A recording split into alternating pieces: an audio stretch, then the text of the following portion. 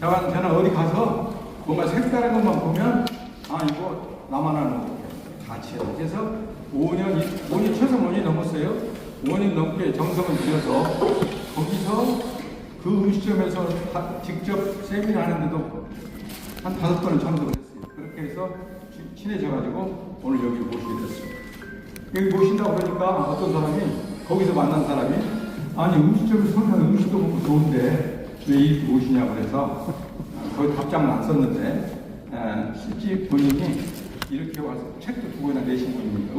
그리스 음식을 책을 2권이나 내신 분이라 강의는 강의고 요리대로 구분해서 해야 밀도 있게 강의가 된다고 그러셔서 이리 모시게 됐습니다. 마침 이 자리 가족의 자리잖아요. 그게 식당이 안 커요. 식당이 안 커요. 최고 많이 들어가면 24명 들어가요. 그렇기 때문에 또 이 양반이 가끔 그리스도 여행을 가, 캐나다도 여행을 가고 한 달씩 온다더만. 그러니까 본인은 미안한 얘기만 남이냐 남이네. 그래서 올달이 마침 가정이 되느라 일부러 제가 5월 초 가정의 날로 날짜를 잡았어요. 거기 크지도 않고 또 손님도 많이 받지도 않으니까 가족하고 또 친인 누구든 간에 조용히 대화하는 게 아주 좋아요. 그래서 거기서 실제로 그리스 운명사 이런 강의도 심포지온이라는 옛날 그리스에서 귀족 남자들이 맛있는 음식 먹고 와인을 마시면서 철학과 인생에 대해서 논의하고 신교를 나눈 모임을 심포지온이라고 했어요. 심포지온이라고. 또 저기 사전 찾으면 나온다. 심포지온. 저는 그 말을 거기 가서 처음 들어가지고 검색해보니까 되더라고요. 퍼펙스티에 대해서 검색하니까.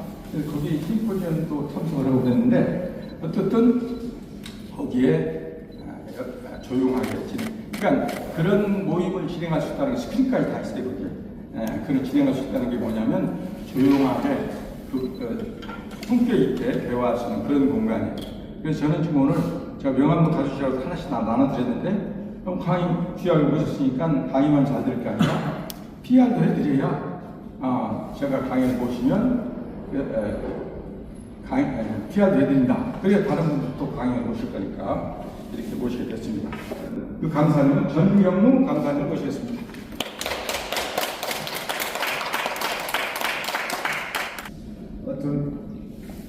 하여튼 뭐 이렇게 또 소개해 주시고 초청해 주셔서 감사를 드리고 와주셔서 감사를 드립니다.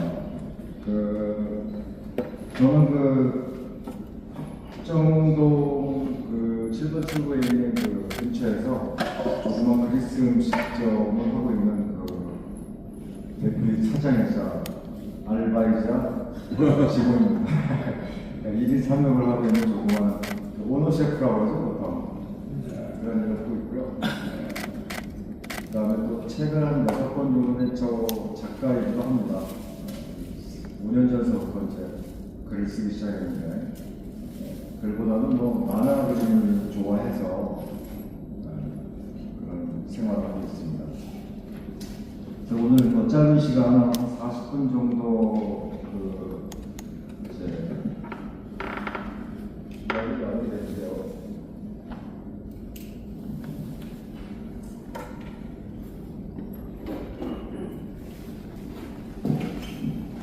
원래는 저는 공과대학 전기공학과를 나와서 한전의 원자력 분야 엔지니어로 한 10년 정도 근무를 했습니다. 그러다가 캐나다로 이민을 가서 토론토에서 그리스 음식점을 하다가 다시 한국에 와서 지금 하고 있습니다. 그리스 리퍼블릭, 리퍼블릭 오브 그리스 이렇게 할 것 같은데 정작 자기네들은 헬레닉 리퍼블릭이라고 합니다. 그래서 이거는 헬레닉이라는 말을 자기네들도 좋아하는데 그리스 신화에서 보면은 사람들이 죄를 지어가지고 신이 홍수를 줘가지고 전부 다 죽는데 그 중에 헬렌이라는 남자 하나만 살아남았다고 합니다. 그래서 그 헬렌을 자기네 조상으로 알고 있기 때문에 그 다음부터는 헬렌이 이렇게 말을 하고, 자기네 나라에서는 그 그리스라고 안 부르고 엘리다라고 그랬죠. 엘리다는 그 헬리다의 그 발음이 좀 약화돼가지고 엘리다라고 합니다. 그리고 우리가 보통 그리스를 히랍이라고 하잖아요. 히랍이 조바라는 소설도 많이 읽으셨을 텐데, 히랍이라는 말을 왜 나왔냐면은 그 헬라라는 말을 중국어로 번역할 때 중국 광동어로는 헬랍이라고 한다고. 그래서 히랍이라고 한자를 썼는데 우리나라 한자로는 히랍 이렇게 돼가지고 그리스를 우리나라는 히랍이라고 부르게 됐죠. 근데 지금은 히랍이라고 잘 부르지는 않고 예전에는 좀 이렇게 많이 이렇게 썼습니다. 이게 그리스 국기를 보면은 이렇게 흰색하고 청색으로만 되어 있는데, 여기 이제 십자가가 보이는 건 그리스 종교를 의미하고, 그 파란색은 우리가 지중해를 연상하겠지만 그 오스만 제국이 붉은색을 상징하기 때문에 거기에 저항한다는 청색을 썼고, 이제 하얀색은 우리가 볼 때는 그냥 뭐 구름이라든가 이런 걸 생각하는데, 그 사람들은 이거를 어떤 오스만 제국에 대한 저항, 독립투쟁 이런 걸 의미한다고 자기들은 말했죠. 그러니까 오스만 제국으로부터 한 200년 정도 만에 그 독립을 일으켰던 1800년도 초기에 오스만 제국에서 독립한 그런 나라입니다. 그리스가 우리가 생각할 때는 전부 고대 그리스를 영광스러운 고대 그리스만 생각하지만 그 이후부터는 상당히 성악해서 로마 제국에 정복당했다가 오스만 제국에도 한 400~500년 정도 정복되고, 기껏해야 자기네들이 독립한 건 얼마 되지 않습니다. 그 정도 말씀드립니다. 왜냐하면 이런 말씀을 드리는 것은 이 나라 그리스 음식에 대한 것이 그런 역사적 배경이 있기 때문에 뒷자락을 제가 좀 따라가겠습니다.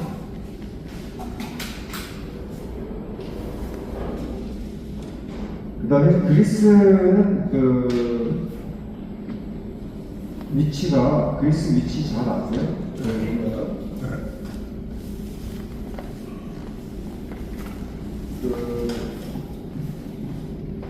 그리스는 여기 이탈리아하고 여기 터키죠. 지금 튀르키예라고 하는데 이탈리아하고 튀르키예 사이에 이렇게 있는 나라죠. 이거죠. 그리스 사람은 이거보다 아테네가 여기 있고, 여기 이제 크레타 섬에 있는데 사진은 안 나왔는데, 그 다음에 여기 발칸 반도라고 그래요. 이렇게 발칸 반도. 위에 불가리아가 있고 루마니아가 있고, 근데 이 발칸 반도 밑자락이 있으면서 이쪽이 있고, 이쪽 바다를 갖다가 에게해라고 해요. 책에 많이 나오죠. 이오니아해라고 합니다. 크레타 요 밑에는 그 크레타 해라고 하고요. 땅 넓이는 우리나라하고는 조금 1.1배, 2배 정도 되는데, 인구는 한 1000만 명 정도밖에 되지 않는 그런 나라입니다. 그러니까 인구가 많지는 않죠, 그죠? 그리고 보시면 이 전체가 거의 땅 중에서 80%가 산악지대예요. 평지는 한 20%밖에 안 되고, 전면이 바다인데 이 섬들이 전부 그리스 섬이에요. 이런 섬들이. 그러니까 이쪽에서 너무 막 튀르키예가 보일 정도가 있는데, 참 튀르키예가 굉장히 1차 세계대전 때 독일에 잘못 줄을 서는 바람에 땅을 뺏겼습니다.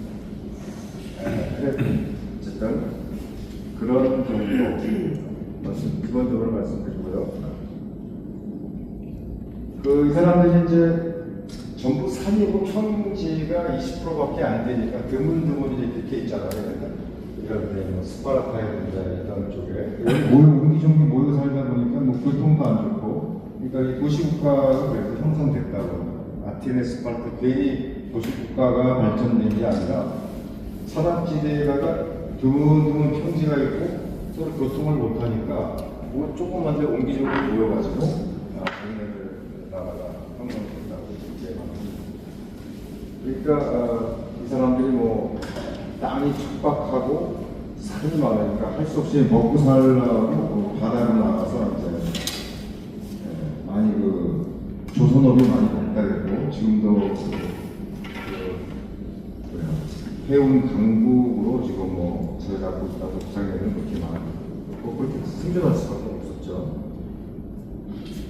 그 다음에 그리스 하면 이렇게 큰 바다가 예상되죠. 포카리스가 있죠. 근데 이 지중해가 왜 이렇게 시퍼렇고 맑고 그런 물이 나면은 바다에 여기서 흘러들어가는 큰 강이 없어요. 큰 강이 없으니까 큰 강이 있어야 홍수가 났을 때 이렇게 평지를 흘러가면서 유기물이 쑥 바다로 들어가면은 플랑크톤의 먹이가 되고 플랑크톤이 많아야 물고기가 많이 사는데 먹을 게 없으니까 고기가 없죠. 그러니까 그리스에 나중에 여행 가셔서 식당에 가셔도 해산물이 무지하게 비싸고 해산물 요리가 들어갔어요. 그래서 뭐 해산물 생산 한번 요리를 시켜봤더니 우리나라는 뭐 여러 가지 양념 많이 해서 뭐 잘 안 드십시오. 여기 그냥 그릴을 구워가지고 접시에다가 생선하는 그릴을 구워하고 얼마나 걸 내먹 좀 우리가 생각하는 것보다는 해산물을 많이 먹지 못한다. 그렇게 생각하시는 분입니다. 대충 그리스의 기본적인 뭐 지리라든가 그 다음에 고대 그리스 때는 전부 외세에 지배받았던 그런 역사적 배경 그런 환경 속에서 제가 이제 뭐 역사나 철학 이런 건 잘 모르고 그리스 음식에 대한 이야기를 좀 지금부터 생각을 해보합니다. 산악지이기 때문에 전통적으로 소를 많이 못 키우니까 산에 살자라는 뭐 염소 또는 산양 이런 것들 돼지 이런 걸 많이 키우다 보니까 이 사람들이 또 잡아먹을 수가 없어요. 잡아먹으면은 단백질의 재료가 되는 젖을 빼낼 수가 없으니까 이 사람들이 그런 동물들의 젖을 빼가지고 저장이 잘 되는 요거트나 치즈를 많이 발달시켰어요. 그리스에서 그릭 요거트가 유명해진 것도 어떻게 보면은 그리스의 척박한 땅에서 자기들이 생존을 위해서 만든 그런 방안일 수 있습니다. 불가리도 마찬가지죠. 발칸 쪽 전체가 산악지이기 때문에 이쪽도 고기를 먹기보다는 젖을 짜서 그걸 오래 저장할 수 있는 치즈나 요거트가 발달할 수밖에 없는 그런 환경이었습니다. 그렇죠. 그래서 뭐 덴마크나 이런 나라보다도 그리스나 불가리아가 치즈 종류가 더 많아요. 이 나라가. 그래서 자연적으로 산이 많고 평지가 작고 소를 못 키우니까 이 나라가 본래는 20세기 초반까지만 해도 중반까지만 해도 채식 국가였어요. 우리나라처럼. 우리가 생각할 때는 뭐 양고기 많이 먹고 뭐 해산물 많이 먹고 해산물은 뭐 아까 말씀드린 것처럼 고기가 별로 없으니까 해산물도 비싸고 먹고 평지가 없으니까 소를 많이 먹어서 가장 먹는 게 뭐 돼지고기나 양고기 그런 것들도 많이 못 먹었습니다. 많이 키울 수가 없죠. 그런 거는 제삿날, 그리스 정교 때 축제날 사제들이나 이런 사람들 평민들은 전혀 먹지 못하는 그런 것이니까 채식을 많이 먹었고 그 다음에 야채, 채식과 그 다음에 견과류 그 다음에 치즈나 그런 것들 가장 중요한 거는 올리브 오일인데요. 올리브 나무가 잘 자라는 환경은 우리나라처럼 비옥한 땅에서는 올리브 나무가 잘 자랄 수가 없어요. 그래서 그리스 여행을 하시다 보면은 산이 이렇게 이제 버스나 기차 타고 가다 보면은 비행기에서도 보면 이제 파란 뭐 파랗지도 않아요. 산 거의 전체가 올리브 나무예요. 올리브 나무가 자랄 수가 없는 환경이에요. 이 나라 땅의 토질 자체가 비도 잘 안 오고 건조하고 그러니까 이 사람들은 콩을 켜서 콩기름을 먹는 것보다는 우리 비싸게 해서 먹지만 이 사람들한테는 선택의 여지가 없어요. 올리브오일만 먹어야 돼요. 그 옛날에 올리브오일이 몸에 좋다는 건 몰랐지만 지금 생각해보니까 이 엄청나게 안 좋은 환경에서 우리가 지금 생각할 때는 아주 우리 몸에 좋은 음식들은 죄다 먹고 있는 거예요. 그러니까 그리스는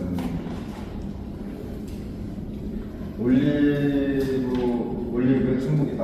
특히 이쪽 캘리포니아소스 이쪽을 여행하다 보니까 전체가 저는 다 올리브거든. 뭐 이쪽에 데살로니키 쪽도 보면 뭐 전부 다 올리브, 전부 다 올리브 나오고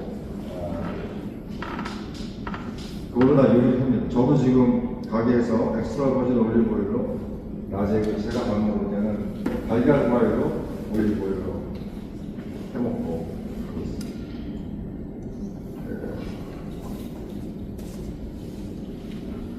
그리고 이 나라가 그 역사적으로 오스만 제국이 점령했던 나라들이 지금 이제 튀르키예요. 오스만 제국이 이쪽에 발칸 쪽에 다 점령하고 이쪽 다 먹었죠.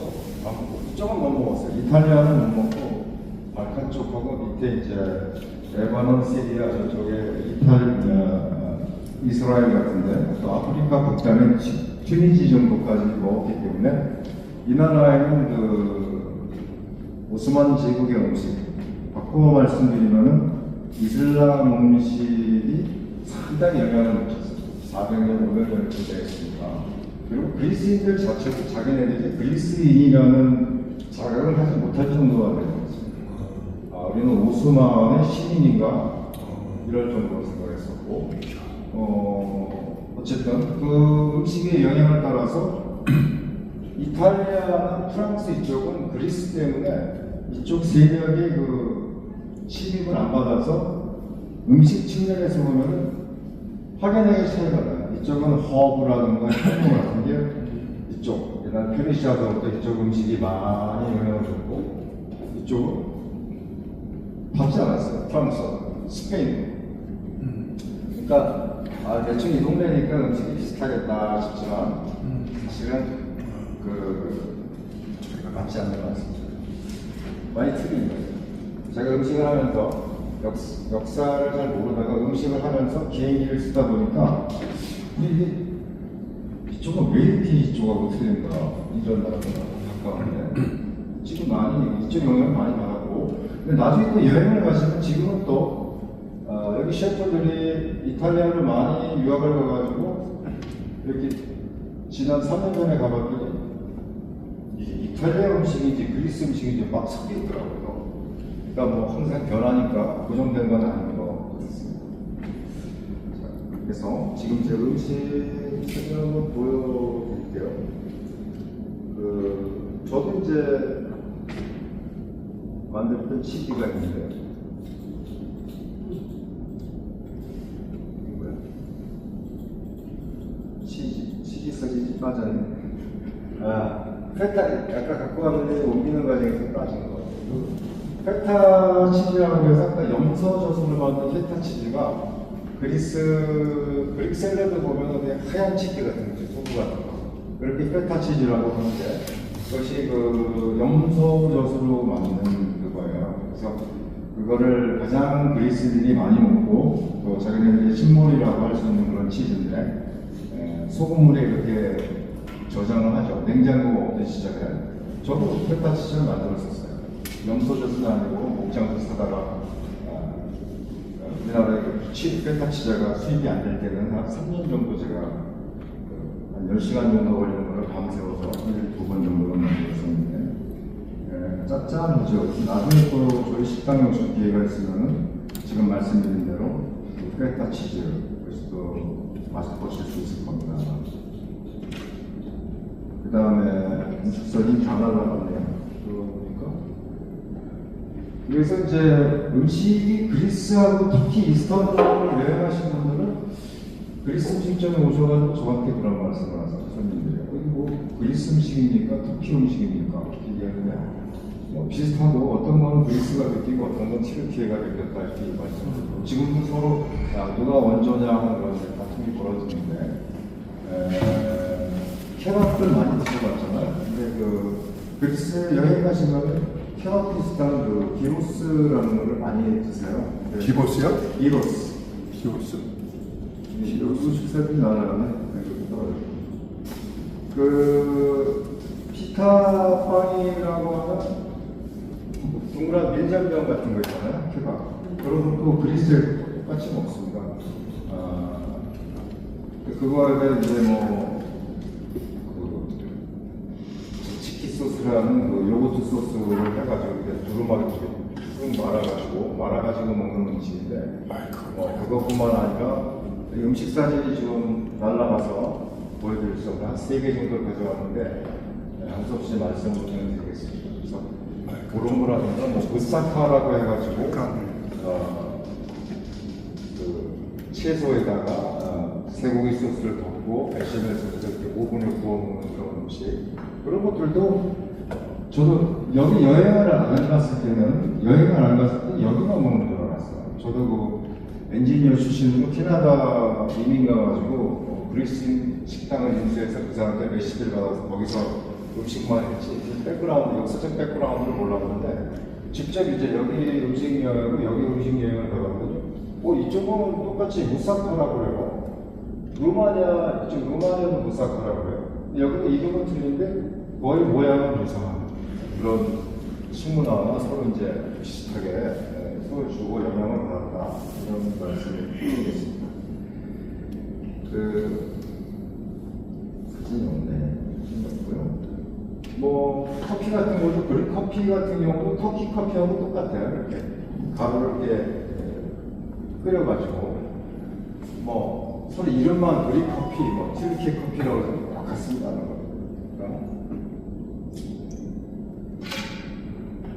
자, 그래서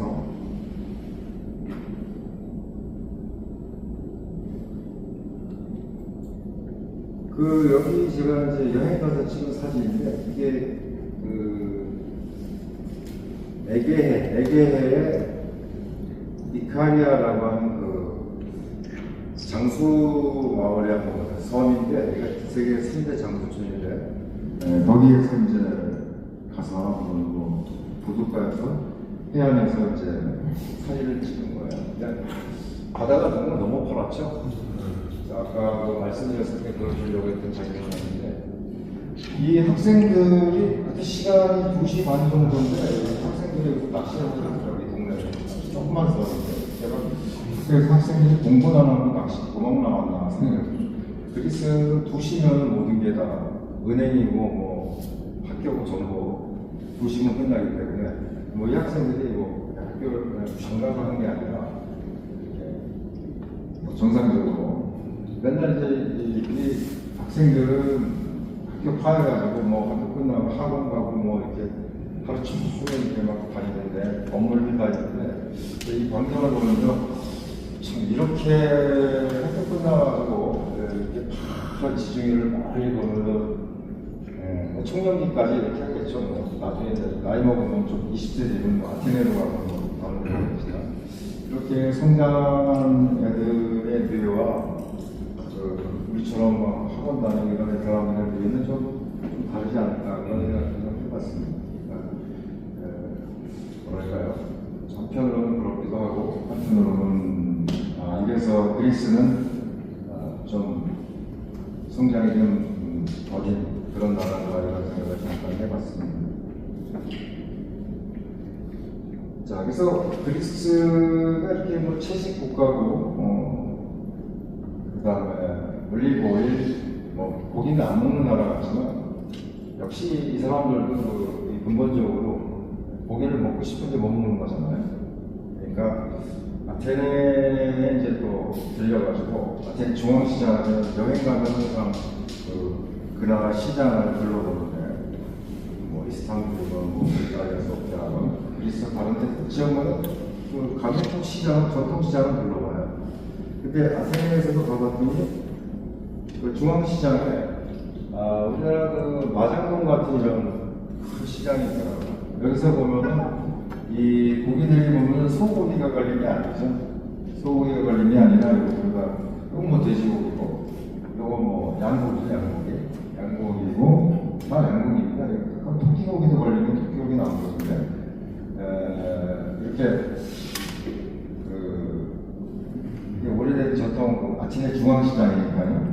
근데 여기 구석에 이렇게 보면 저쪽 구석으로 가고 그러면 한 100년쯤 된 그 음식점이 있어요. 근데 이런 고기가 있는 그 음식점이라고 그러지 그 집에 우연히 들어가 봤더니 먼 옛날입니다. 15년 전에 지금도 여행 가면서 그 집에서 밥을 먹는데 한 번은 빠샤라고 하는 그 내장탕이 있더라고요.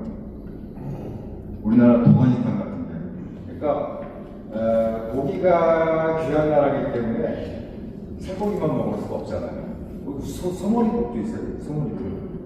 그러니까 내장이건 배가이건 뭐지 다 쓸어 모아서 섞어보냈더니 내장편이 빠샤인데 거기가 젊은 나이 드신 분만 먹는 게 아니라 젊은 사람들도 많이 먹어요. 저는 매번 가만 걸치고 먹는데 도가니탕은 우리나라보다 더 맛있더라고요. 진짜 더 고기도 많이 나고. 아무튼 몇 년 이상 먹는 건 아니고 사람들이 가끔씩 고기도 이상한 걸 이렇게 먹는다. 그리고 특별히 빠샤라고 하는 내장탕, 도가니탕도 있었습니다. 그리고 그 주인한테 물어보니까 주로 언제 먹냐면 본래는 그 새벽에 술을 먹고 해장국으로 많이 먹었다고.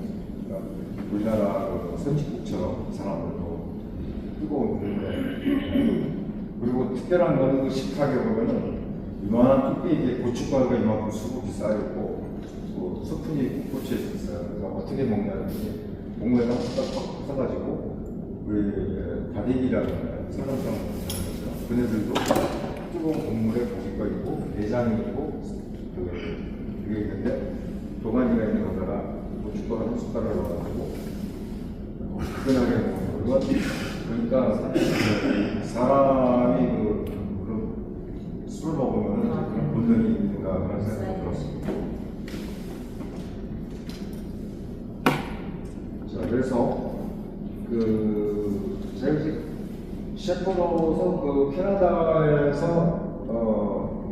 셰프 생활을 했지만 늘 열등감을 가졌던 거는 그리스인이 아니고 한국인으로서 이 그리스 음식을 하니까 괜히 그 사람들보다 못한 것 같은 생각이 어깨를 들었습니다. 그래서 캐나다가 아니라 본토에 가가지고 꼭 맛을 한번 연구해야 되겠다 그런 생각을 강박적으로 갖게 됐고 2003년부터 2022년까지 총 6차례에 걸쳐서 한 번에 한 달씩 가정을 갖고 음식 여행을 갔었습니다. 음식 여행을 갔었는데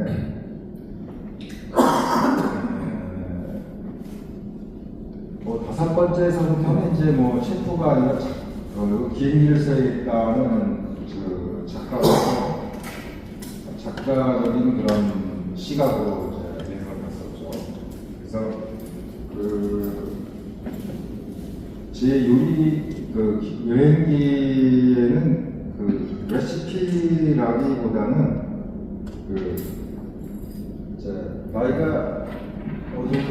제가 나이가 지금 56년생이니까 70세입니다.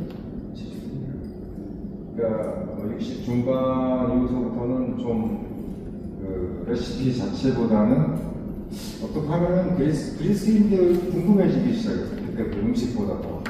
이 사람들도 우리처럼 어떻게 사나 그런 거를. 절반은 음식에 대한 탐구였고, 절반은 이 사람은 도대체 어떻게 살고 있나 그런 시각으로 이제 여행을 다녔는데, 여러 가지 느끼는 바가 같고, 보통 여행할 때 사람들은 우리와 다른 것을 찾기 위해서 발견하기 위해서 여행을 가는데, 저는 가만히 보니까 다른 것을 발견하려고 여행을 가는 게 아니라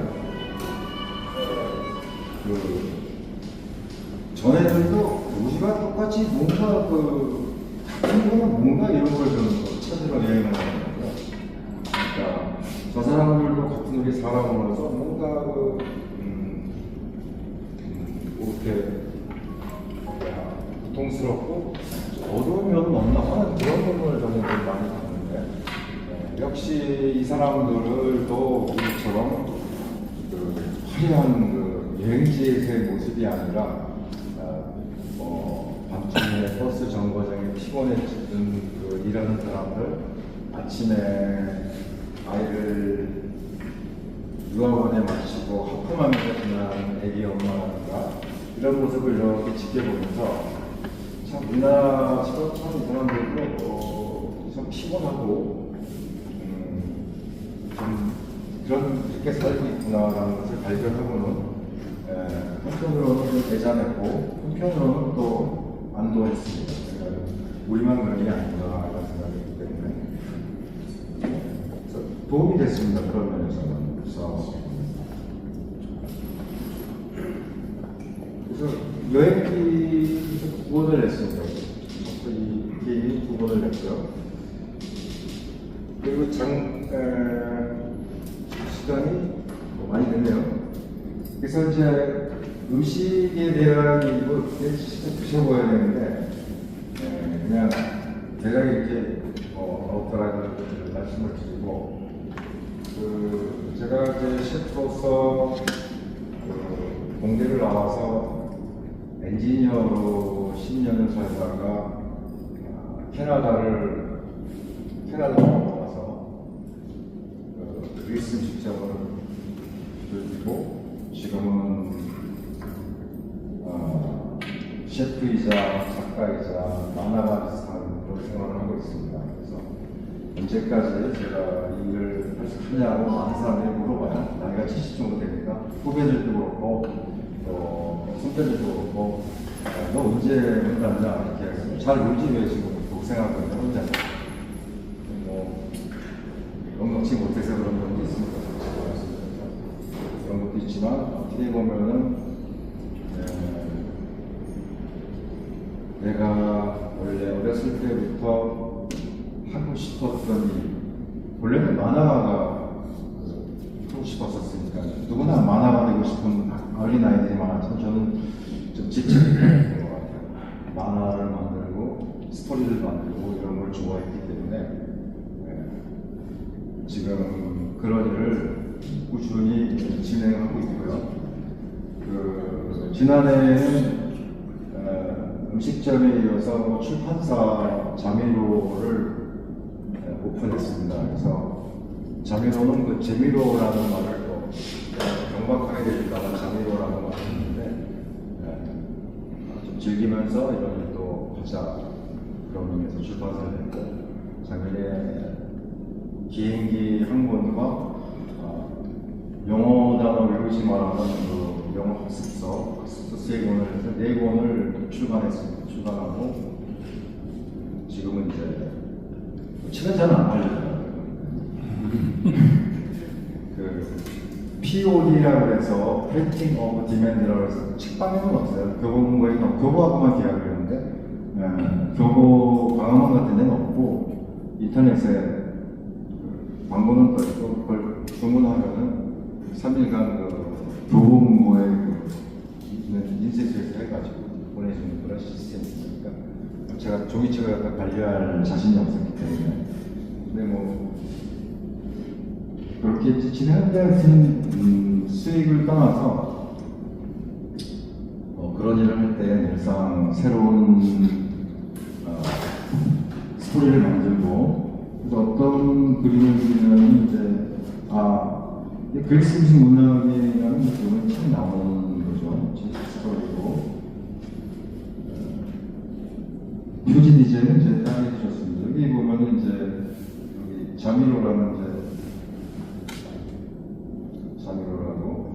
자미로 부스라고 제가 있고요. 그 다음에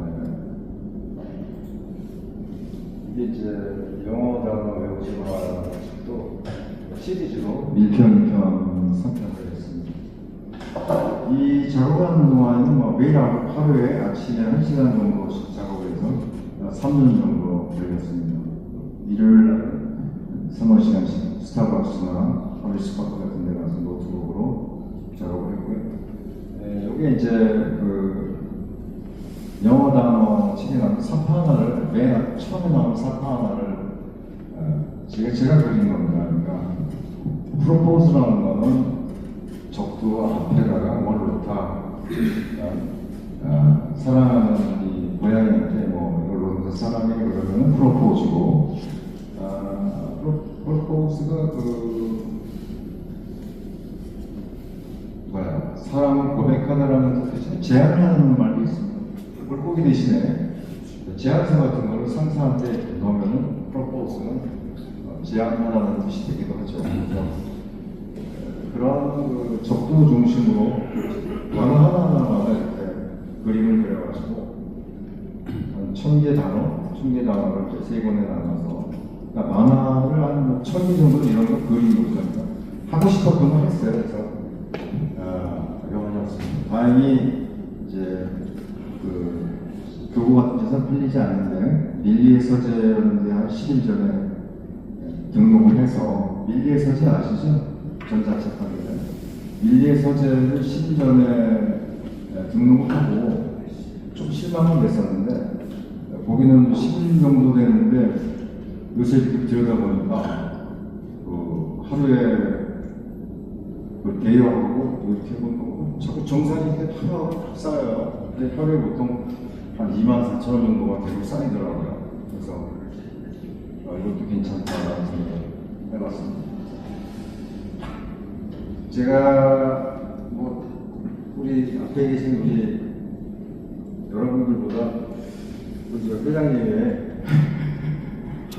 어느 전에 강연을 해달라고 해서 제가 법석 수락을 해놓고서는 속으로 상당히 고민을 했습니다. 제가 할 수 있는 말이 무엇인지, 제가 내세울 게 없는데 무슨 말씀을 드려야지, 그게 제일 고민이 됐었고요. 그래서 제가 이렇게 앞에 계신 우리 또 들으시는 분들을 뵈니까 저하고 연배가 비슷한 분도 계시고, 저보다 좀 적은 분도 계시고, 많은 분도 계시고, 그런 것 같습니다. 아무튼, 시니어로서 잘 사는 거는 기본적으로 운동도 열심히 해야 되지만, 자기가 어렸을 적에 갖고 있었던 꿈을, 크건 작건 꿈을, 저는 만화가가 되고 싶었던 꿈 말씀드렸지만, 이야기를 만들고 하는 거, 꿈을 꿈처럼. 우리가 옛날에 꿈은 씹다가 버리지 않잖아요. 씹다가 밥 먹으라 벽에 붙여놨다가 밥 다 먹으면 떼어가지고 또 심었잖아요. 그러니까 꿈을 꿈처럼 조금씩 간직하시면서 전부는 아니지만 조금이라도 다가서는 그런 하루하루가 건강에도 좋고 즐거운 하루하루가 되지 않을까 그런 생각을 해보고 저도 그렇게 노력을 하고 있습니다. 그래서 오늘 좀 두서없는 말씀을 드렸는데 저도 감사드리고, 그러니까 음식에 대한 이야기가 질문 있으면 제가 이렇게 받고 마치겠습니다. 감사합니다.